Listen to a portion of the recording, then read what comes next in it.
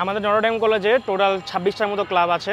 তার মধ্যে যদি আমাদের কমার্সের দিকে চিন্তা করি, নটরডেম বিজনেস ক্লাব একটা অন্যতম বড় ক্লাব, প্রায় 60-70-র দিকে এটা প্রতিষ্ঠা হয়। নটরডেম সায়েন্স ক্লাব আছে, নটরডেম ডিবেটিং ক্লাব আছে, আইটি ক্লাব আছে, আউটবাউন্ড অ্যাডভেঞ্চার ক্লাব আছে, যেটা অনেক পুরাতন একটা ক্লাব।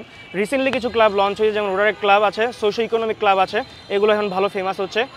ক্লাবগুলোর যদি অ্যাক্টিভিটির কথা চিন্তা করি, আমাদের বাংলাদেশের অন্যতম সেরা ক্লাবগুলো নটরডেম কলেজের, এবং তাদের অ্যাক্টিভিটি প্রতি বছরই হয়ে থাকে।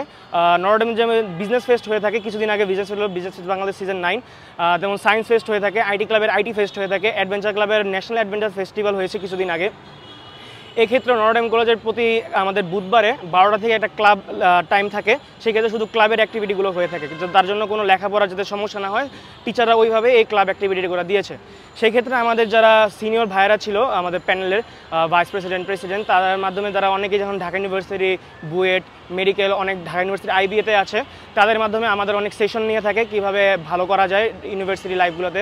গত লাস্ট বুধবারে আমাদের যে ক্লাব ডেটা ছিল, সেখানে আমাদের PR related public relation related একটা সেশন ছিল, যার ফলে আমাদের নটরডেম কলেজের ক্লাবগুলো সবগুলো ক্লাবই নর্মালি ভালো দিকে এগিয়ে যাচ্ছে।